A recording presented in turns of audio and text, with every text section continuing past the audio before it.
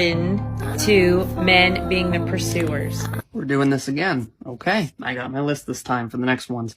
Starting with the prize. Why do you think that we just mean nothing in the relationship? Who is typically seen as the prize, the man or the woman? The woman. Ooh, the woman for sure. The woman. The woman. The woman. All you're doing to get there is tearing us down and making us feel completely useless. Boys are just placeholders. They come and they go. Pointless. Useless. Do something good for the world.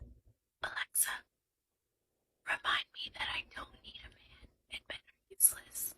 Men. They're just useless. Just don't do anything. Absolute racist face. I think one of the bigger problems that we're running into is the moment that we start trying to talk to you guys about how we feel. Bro, guys be acting like females. They want to speak about their day, like who cares? I care about my day, not yours. Cannot lie! Cannot lie! Just a lot of misandry. I mean, we can't really go anywhere without having you guys hate on us. Misandry is a made-up concept by terrible men. I changed career paths. To my core, I am a hater. I hate all men. Now I know that a lot of women don't do this next part.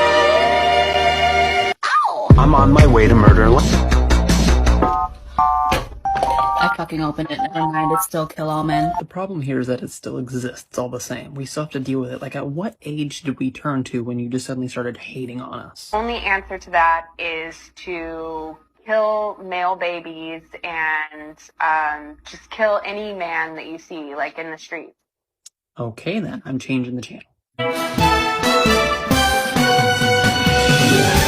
Never mind, back to the list we go. What's next? Oh god, it gets worse. Go ahead, dog. Hold on, cuz. Ready? One, sweat. Hey. One, sweat. Hey. One, sweat. Hey. One. Do you understand why you don't see us walking near you in the store, or why we take a different elevator? For the first 4 years of my study. And it wasn't until a man looked at me one day after a book signing and said, "I love what you have to say about shame. I'm curious why you didn't mention men." And I said, "I don't study men." And he said, "That's convenient." And I said, "Why?" And he said, "Because you say to reach out, tell our story, be vulnerable. But you see those books you just signed for my wife and my 3 daughters?" I said, "Yeah. They'd rather me die on top of my white horse than watch me fall down." When we reach out and be vulnerable, we get the shit beat out of us. And don't tell me it's from the guys and the coaches and the dads. Because the women in my life are harder on me than anyone else. So I started interviewing men and asking questions. And what I learned is this. You show me a woman who can actually sit with a man in real vulnerability and fear, I'll show you a woman who's done incredible work. You show me a man who can sit with a woman who's just had it. She can't do it all anymore. And his first response is not, "I unloaded the dishwasher." But he really listens, because that's all we need. I'll show you a guy who's done a lot of work. No one cares. We need to change it. There's no funding for men's mental health, and it's the biggest killer for men between like 21 and 45. And no one talks about it. No one even mentions it, lad. Women talk to each other. There's no stigma on women. They sit around and have a cup of tea. Men don't, lad. Men feel like, oh, I can't go and say that to him because he'll think I'm a little mushroom. You know what I mean? That's what men think. But as I said in the cage, I'd much rather my friend come to me and speak to me and cry on my shoulder than me have to cry when I'm carrying his coffin a week later. Man, how he's doing, and he says, "I'm alright. I'm here to tell you, that man is not alright. That man is battling demons that you cannot even possibly imagine. That man is struggling every single day to find a reason to keep going. And the reason we say we're alright is because as a man, nobody really fucking cares what you're going through. So why even bother to say it? But you know what? I feel you, brother.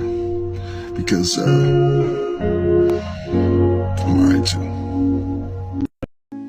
Hey man, man, you okay? Been awful quiet lately. I'm just really tired, man.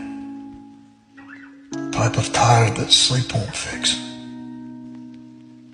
Yeah, I just don't know anymore, man. Here in the world, you have genuine loneliness. I don't think most women can actually genuinely understand how lonely the majority of Terrified to talk to women right now. Men, you gotta do better about handling rejection. Wait. Pause. The one thing I hate about these videos, right, is this is a way women will absolve any sort of responsibility and not hold themselves accountable for anything or any of the actions that they do towards men. They will shift the blame towards us and be like, oh, you know, look, they don't want to talk to us anymore. They're scared of us. But in all honesty, men are just tired. Men are tired of dealing with the double standards. We're tired of dealing with all the hypocrisy. And as stats show, men are so fed up that they don't want to be in marriages or relationships. We're all slowly finding comfortability in being single. We're finding peace in just being alone. Because with how men are constantly invalidated for everything that we talk about or speak about, being in a relationship or not, we would rather just be on our own. And that's not because we're scared. We're simply just tired. Videos like this don't help either. Shit. Yeah. In New South Wales, right? From January up to May this year, we have had 431 suicides. What? 431. 3/4 of that, 323.5, 3/4 of it is males. We're going to have a male die almost 2 times a day this year. And then people want to talk about this fucking toxic masculinity. They want to talk about men are this, men are that. Men in the fucking minds is not looking at oppressing women. They're there working their ass off so they can provide for their women. They can treat their queens well. This toxic masculinity comes from when women try to become men, and it sort of bridges out into society, and that's toxic masculinity. Amen. Men themselves are being targeted for being men, and they're silently dying. Suicide in men is an epidemic. It's that bad. 3/4 of all suicides are men.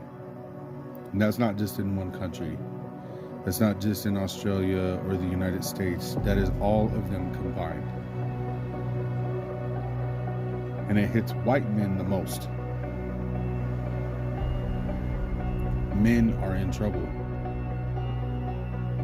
And the videos that I just showed you are the reason why we feel like we're not useful anymore. So when something feels like it's not useful anymore, it feels like it doesn't have a purpose. Men don't feel like they have a purpose anymore. So every time you feel like you don't have a purpose, I urge you to go talk to someone. Or go to the gym and lift weights. Pick up the phone and text somebody, whether it's your mom, your dad, someone. Suicide by a weapon, a deadly weapon, is not the only way that people commit suicide. People also use alcohol, and they use drugs, and they use all kinds of different devices to take themselves out. I know because I used to be one of those people. I used to drink very, very heavily because I couldn't deal with what was happening in my life. I used to use drugs because I couldn't handle it. And eventually it went to a firearm that I tried to use on myself. I just want to remind you, gentlemen, life is tough, but you can't always do it by yourself.